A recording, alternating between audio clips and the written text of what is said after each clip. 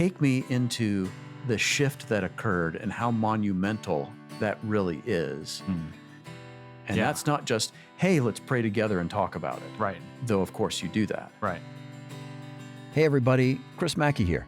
Welcome to VCCLife, a podcast for and by the Vineyard Community Church in St. Louis, Missouri. This podcast is a space for a church in transition. As we navigate change, we believe God is calling us into something new, a fresh way of thinking about faith, community, and what it means to be the church. We're leaning in, listening, and experimenting with what it looks like for Jesus to lead us. Join us as we wrestle, reflect, and step forward together into God's unfolding story. In episode 2, we'll pick up our conversation from episode 1, where Caleb was about to explain to us what the dynamic is like to seek God's will together. As a team, try to find out what God's will is instead of relying on somebody to figure that out for you. We did not know how to do that. And so it took a long while of grinding through things and not really getting anywhere before we sort of came to that realization. Can we sit on this for just a moment here? I think I want to reflect here. Sure. This is big, right? So you go into this meeting, a leadership structure assessment team. Yeah. And you communicate to the church, we're forming this team because we're going to think about the future. In a few years, David's going to retire, and that was your expectation. That was everybody's expectation. We're going to do some research. We're going to pray together. We're going to talk together. We're going to talk to other pastors. We're going to do all this stuff, gather information, and then we're going to come up with a structure. Yep. And you all are going to love it. I don't remember that part. Right. But that was the impetus. That was the motivation. That was the vision for the group and all of that, which all of that is good. Sounds pretty reasonable. Sounds quite reasonable. So take me into the shift that occurred and how monumental that really is and how you seek God's will together. Because, I mean, you went into the meeting, everybody did, presumably thinking, we're going to seek God's will together. Mm-hmm. Maybe you didn't use that language. Right.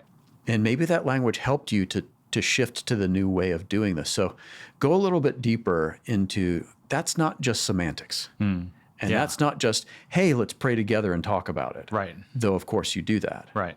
Seeking God's will together is a fundamental shift in how we fill in the blank. Right.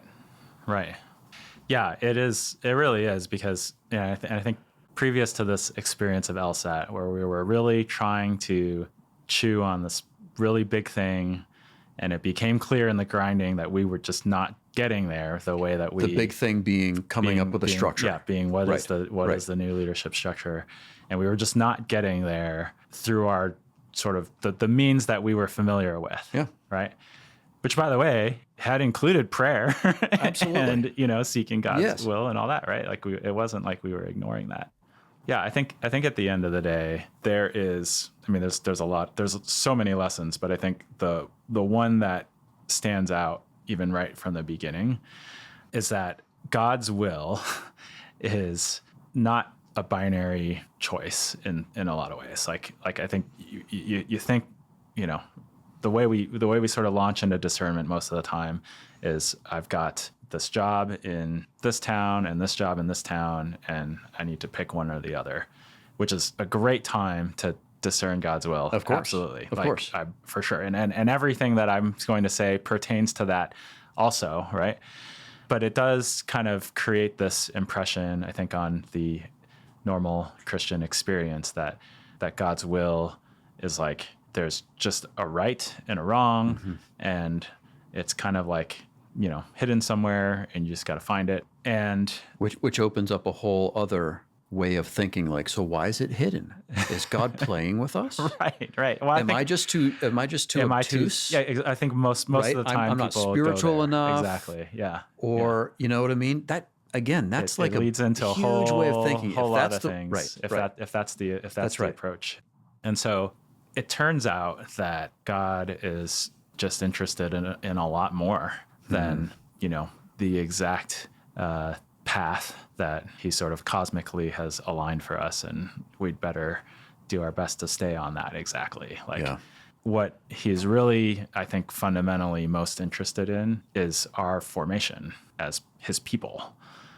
So my formation as an individual son of God, but also our formation as a people, or in the case of when we were in LSAT, as we started to move down the path more, so we realized like, there's such a thing as a formation of a group, of a team. And again, it's beyond just the fact that you're friends, which is great, a great place to start. We were really thankful for that, but it was more than that. And it was more than formation in the sense of this team is coming together to function well. Right. Because Yes. any team, you want that for any other team, but that's not, you wanted that too. Yeah. But when you say formation of a group, what do you mean? Yeah. Great question. Yeah. I mean the formation of our souls together, right? Like how we can be oriented towards God together. And there's something in that activity or that practice, which is what allows us to align with God's will ultimately. And so this is, like you said, it's big. I mean, it's a pretty big shift, because now we're not simply relying on, sort of all the individual skills and experience that we're bringing to the table, because we all had substantive, good wisdom, good experience, a lot of skills and stuff. And you're not suggesting you ignore that. We don't. No, absolutely not. Just ignoring listen that. for some kind of mystical. No, yeah. So bring all of this. You bring your whole self into it. Really, Yeah. all of those things. Yeah, but the shift is in realizing that, the outcome at the end of the day is not the thing that God cares most about, which is a pretty big deal. We were always very outcome focused. And B, that I think the path towards what God wanted is something that really involves our hearts and our minds, like being knitted together in this way that is about more than you and I have the same opinion, therefore we agree, and then we can move forward on it, which is mainly, I think, how we would have operated before, right? Like, just like, to the extent that there's like teams and stuff, it'd be like, well, what do you want to do? What do you want to do? What do you want to do? Oh, okay. We found something that we could agree on. Let's move forward on that. And I think this was fundamentally more than that. It was about, how are we actually together going to God and receiving from him? That is a fundamentally relational act in a way that I think was pretty hard to grasp before. That does not happen without the willingness and the carrying out of relational work between people, between you and God, on a pretty deep level, and the sort of the more serious the thing, right, the more I think it calls for that. And so yeah, big shifts, definitely. Yeah. And so your priorities shifted from what to what in that moment, or in that in that season and experience. Yeah. I think it, so the language I would use for it now, which again, I wouldn't have had it before, is there were a lot of attachments that I think I had to the church in general, to particular ways that the church would operate, to fears about how the church could operate if we were not careful. Sometimes we're driven more by the fears of what could happen than we are by anything else. So there were a lot of attachments that were driving things, which, tends to lead to anxiety and tends to, again, be very outcome driven, outcome focused. Like, what is the product we're going to get at the end here? And how are people going to receive that, right? Like, how you want it to be successful, whatever that means, right? So kind of shifting from that to becoming much, much more convinced and much more settled on the fact that what God is, so just for me, that God is interested in me and my formation and showing me how much he loves me and how much he cares for me. And that really and truly, I mean, we say these things all the time in church, but, again, it's different levels of depth. It's like, I don't have to do anything at all to make God love me.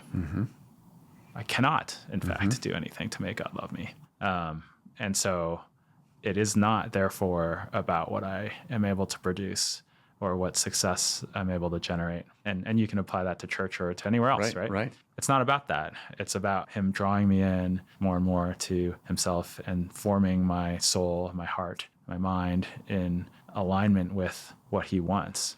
And he is great at doing that. He loves doing that.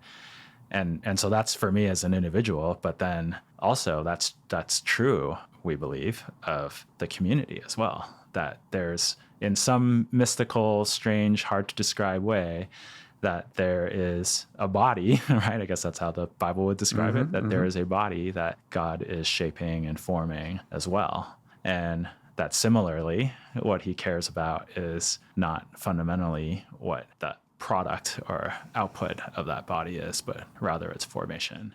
And as that's happening, then he'll take care of the stuff that whatever it is that he is wanting to have happen, those are the things that'll happen and not other things. So yeah, it's a real trading of one mentality for another. Let's move up to present day. Sure. And think about, where do you think you are personally now vis-a-vis the transition, like your experience of it, and where do you think the church is now with regard to transition? Again, not necessarily nuts and bolts and, here's what's next and those kinds of things, strategic, but where are you with God at this point in the transition? In that respect, Well, I think maybe just to briefly fill in a little bit of what happened, after we were grinding is like we thankfully, by God's grace and through Danielle, have stumbled into this resource that helped us to start to give some shape to this idea that there could be help out there for us to know how to somebody else might know. Somebody might know more something. than us. Oh, thank God! Right? It's like there's there is a resource that could help for me us. To accept, Caleb, especially from you. Oh, no, that's it is always true, and we really kind of just tried to start looking at that and tried to start walking it out. And this is really someone what who's has been happened. Published. So sorry. This is somebody who's been published and consults with churches and helps them to do what? Discern God's will. Together. And so you were reading Pursuing and talking. God's Will Together. Pursuing, right. Is the name of the book. Right. Yeah. And so we were just trying it on essentially as an LSAT group. Our mindset at the time was we're gonna, we're doing this for us really, because we're the ones that are trying to discern God's will here. So we were trying to just go through it and see how it would work.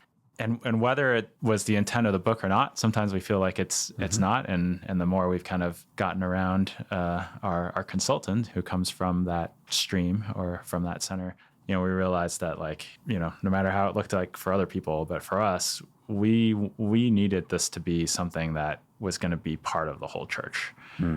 It wasn't going to be something that just the LSAT figured out, hey, this is how you do this, and we did it, and now here's the answer on the other side of it. It was like we realized that it was big enough that it needed to be exercised and tested. And so we have sort of been in that testing phase for a little while here. Emily really leading the charge in a lot of ways, and it's in a lot of ways it's still really early. We're still really, really new at it. But somewhere along the line, we did enough of it to where we realized that this is it.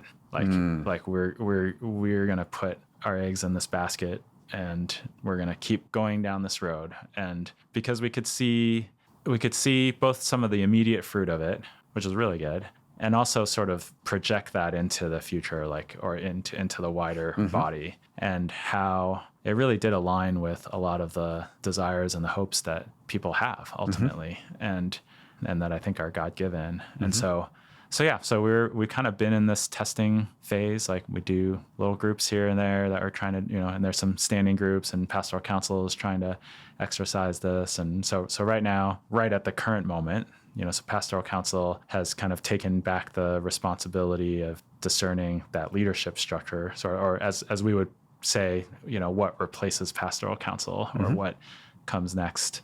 I don't know. I feel really confident that it'll be different than LSAT was at the beginning, because we already have a pretty different mindset and approach, and even in how we're thinking about what's going to come out at the other end, we know it's not something that we're going to be attached to for the sake of that thing. Like it's not like whatever we come up with, that's the answer, like that is, and I hope it works. That's the thing, right? Yeah. It's going to be more like, okay, that's what God has for us next, as best as we know, as best as we can tell, and it'll be good. And he'll keep talking to us and he'll keep walking with us through it. And we're going to keep growing in our ability to hear him and hopefully our willingness and our desire to follow him. And that's ultimately what he's doing. So I think that just the whole mentality is different, but that's approximately where we are. Yeah. Yeah. So just kind of as a summary reflection, I'm going to hearken back to your putting all your eggs in this basket. Describe the eggs that you're putting into the basket, and then describe the basket that you're putting the eggs into. Okay. All right. And you say all of them are going in here. Okay. As you think about it, as a reflective exercise. Yeah. Yeah. So I think the eggs would be whatever extent of authority, leadership, teaching, spiritual, pastoring, et cetera, whatever it is that God has given us as leaders in this church, whatever that means. I think those are all the eggs. And you could kind of say, and therefore attached to that is like the actual church, which I think is true to an extent, to a large extent, perhaps, but also not entirely. I think we're aware that we don't control a lot of things, right? And so, we're not in a time period in church history where it's like whatever the pastor says, like everybody's just going to do that, right? Like that's obviously not. That's obviously not. There was a time. I was born in the wrong time. In movies, it feels like that was maybe the case at one point or not. I have no idea. Maybe it never was. But to whatever extent we have authority and influence and all of those things within this congregation, those are the eggs, right? And therefore the people that would go along with that. And I think the basket then is this desire and this thought that Jesus can be followed, that he, and again, as a group even, right? Like that we could have the type of intimacy with him and the kind of relationships with one another that would be able to follow him into whatever it is that he has for us, believing that he cares, like that he has a thought about that, Yeah. And that is, it is eggs in a basket in the sense of risk, because I think most of my experience in church up till now has been a lot of trying to de-risk and not to, to try to maintain levels of control over things and hopefully stay aligned with generally what God wants, but in maybe principle, exactly, right? Or scripture, of course, those are. I'm glad you used that. I'm glad you used that word, right? In principle, right? Because I think that is a big differentiating point for me that I see is like, are you following God in principle only, or are you actually hearing his active, dynamic voice, and is he actively and dynamically shaping you as you go along? Yeah, so that's the basket, right? It's like believing that that's possible, that's something he wants, and that's something we're capable of in some way, shape, or form. That's the place I think we're headed, and we've gotten enough taste of that to think that maybe it's true. We're all in. I love it. So as we finish, I think I'll ask each person, on the podcast that we interview, a question something like this. What do you think is the invitation from God to the people in our church, in relation to this transition process, what God has been up to the last few years? Yeah. I think the thing that I consistently find myself thinking when I meet with people and talk with them is like, God has so much more that he can do through each person and each group of people, especially, right? Like that there are ways in which we limit him while at the same time running past other limits, that like just don't have to be that way. And so I think the invitation is into, first of all, into just greater joy, into greater awareness of his deep and rich love for us. And like out of that, being able to see stuff happening like through you, like purpose and calling that like you wouldn't have imagined, and I just, I think that's the part that excites me a lot is like, knowing that God will birth things in people that I could not ever have imagined, Yeah. and that probably don't have anything to do with me or anyone else asking them to do it. But that, in this environment and in this culture, in this presence of the Lord, that like he can work through people in some much, much different and unique dynamic ways than we could have imagined. Join me on the next episode of VCC Life that features a wisdom-packed conversation with Senior Pastor David Stark as he reflects back on what God has been doing over these last few years and looks forward in anticipation of the next season of his ministry.